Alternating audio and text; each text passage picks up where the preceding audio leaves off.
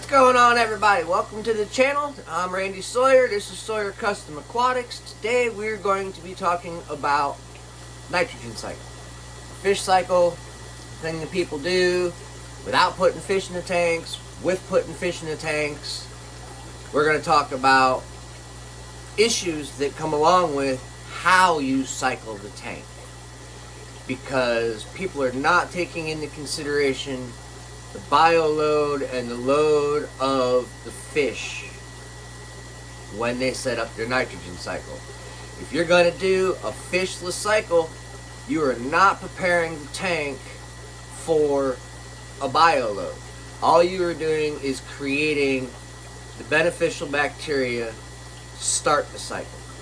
If you're putting food or whatever in your tank to try and kick off a cycle, you're basically putting rotten media into a tank to create beneficial bacteria. You can buy this stuff in a bottle, you can buy it from the local pet stores, throw it in your tank, the bacteria is there. You can use sponge filters, gravel, decoration, stuff that's in other established tanks, and I'm not talking a tank that's been set up for 2-3 weeks. I'm talking an established tank. 6 months, a year, what Corey from Aquarium Co-op would call a seasoned tank. Something that's been set up, had plenty of time to develop, had plenty of time to mature, and get the stuff that's needed. Initially starting off a cycle with no fish in the tank does work. But you're going to find that as you add fish to the tank, the cycle's going to change. Everything's got to develop, everything's got to grow, everything's got to adjust. There is a balancing act that is going on inside your aquariums that needs to be minded. If you're not paying attention to the balancing act, you will throw it off. If you turn around and take a non-fish cycled tank and throw a dozen fish in there, it's going to make the tank go wonky for about a week. It takes time for things to balance. The key component when it comes to the nitrogen cycle is water changes. You're supposed to be doing water changes every week. If you do a 50% water change, you're removing 50% of the bad stuff, 50% of the good stuff, 50% of the water that's in the tank. Bacteria grows on surfaces, rocks, in the plants, in the filters, in everything. It's not just in the filter. People say the majority is in the filter. Well, look at all of the gravel that you've got. All of that is surface area. The finer the gravel, the more surface area you have, the more bacteria you have in the gravel. So it's not just in the filter. That's how under gravel filters work. Everything develops in the gravel. So, as you add fish, you're going to change the balance of the tank. If you have a 10-gallon tank and you have one fish in there, you do water changes once a month. That one fish is not going to create enough pollutants in a 10-gallon environment to completely throw the tank into wonkiness. If you have plants in there, the plants help with the cycling.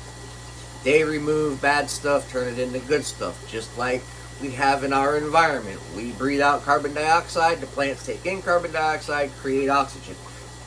And in essence, it's similar to what happens in a fish tank. Now I've got videos going on. I'm going to show you different tanks, different situations, and explain how the nitrogen cycle will be affected. If you remove fish, all of a sudden you've got less pollutants to be digested. If you add fish, you have more pollutants to be digested. I have taken an established tank, added a bunch of fry, and when I say a bunch of fry, I mean like 20 to 30 fish. Granted, they're biddies, but it's 20 to 30 fish to an established tank, and it completely crashed the cycle because all of a sudden there was 3 times as much pollutants going into the tank. The tank was not ready for it. Doesn't matter that it was established, it was not ready for it. Too much nitrogen, the cycle crashed, had to be restarted. I lost a tank of fish. It happens. Been doing this stuff my entire life. I am a 3rd generation fish breeder. It still happens. I'm going to show you a series of tanks. They were all set up. They've all been set up. I've had these shrimp tanks going for 2-3 years now, if not longer. And I still had a bacteria bloom in one of them. So, stuff is out of our control the majority of the time. Us as people, us as fish keepers, we can only do so much. You don't chase numbers. You let the tank balance itself. You let the tank season. You leave it alone. You put fish in it. You let it do its thing. You're not add fish, and then a week later, add more fish. A week later, add more fish. A week later, add more fish. You're going to crash something. It happens. Been there. Done that a bunch of times. I have a lot of tanks that have massive amounts of fish in them. You will see the 55 grow out, you will see the 20 grow out, you will see the little 10 grow outs. These are grow out tanks. These fish start as spit outs of their mama. So they're itty bitty, and the tank will adapt to a point as the fish grow. So it will mature with the fish as they grow to accept their new bioload to a point. That filter, the gravel, everything can only go to a point. It's a 10-gallon tank. You cannot have 30 full-size fish in this tank. They will die. Is what it is. Volume versus numbers versus cycle. It's a balancing act. We need to keep the balance going. Alright, so you do Google search on nitrogen cycle. Figure we'll go through and do this the easy way. First thing that pops up, Corey from Aquarium Co-op. Beginner's Guide to the Nitrogen Cycle for Aquariums. So we're going to go ahead and we're going to click on that. And we're going to scroll through the page. And you can see he's got a very well documented page on the nitrogen cycle. Poop equals ammonia, ammonia to nitrite, nitrite to nitrate, ammonia, nitrate, nitrate. Nitrate's the good stuff. Keep on scrolling through. You can pause the video at any time if you want to actually read through this. While we're at it, don't forget to hit that subscribe button if you're new to the channel, and that way you don't miss out. Now, you also turn around and we'll go to images now. And everybody looks at the nitrogen cycle and they show fish, plants, gravel, a big circle. But nobody is mentioning numbers. Nobody's saying the more fish you put in, the more everything there is, the more balancing there is. This is what's missing. Every time you try and do a nitrogen cycle search, you can't find much where people are warning, saying you need to watch how many fish you put in at a time. Let the tank balance before you add too many fish.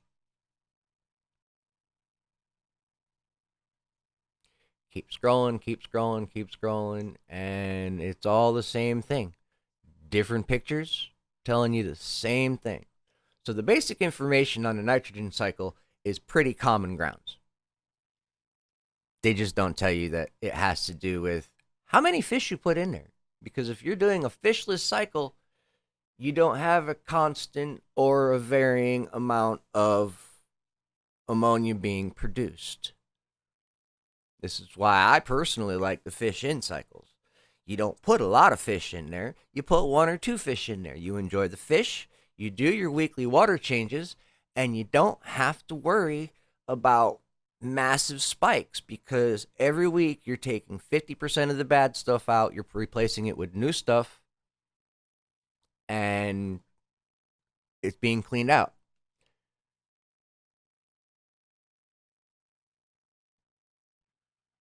All right, and try and type in bioload in the nitrogen cycle, and you get earthly things. not aquarium things. It's not really helpful. This is why I'm making this video, because there's not a lot of people that are mentioning amount of fish, amount of plants. Now, that's a balancing act on itself. You can turn around and put 6 fish in the fish tank. How many plants do you have to do to balance out the amount of fish? If you go to a 2 plants per 1 fish, depending upon the kind of plant, that might be a good idea.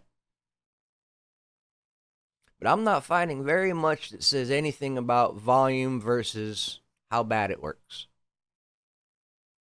Off the video with the top rack of shrimp tanks where you guys can see which one of these tanks actually has the bloom. Can you tell me? One of these tanks had a bacteria bloom. It's actually starting to clear up. It's a lot better than it was last week. But at the same time, can you spot the tank that had the bacteria bloom? These have all been established, well-seasoned tanks. I don't really mess with them very much.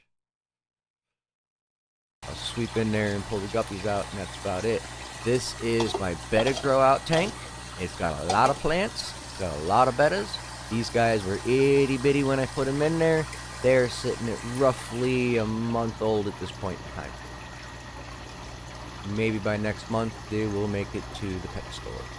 But the colors in these are absolutely gorgeous. I figured you guys might actually enjoy this a little bit. But this also shows I've got 2 biological filters. I've got a sponge filter and a bottle with bio balls. And I've got a lot of plants. And the bettas are healthy and happy and growing. And I've got absolutely no problems because it's a well-balanced tank.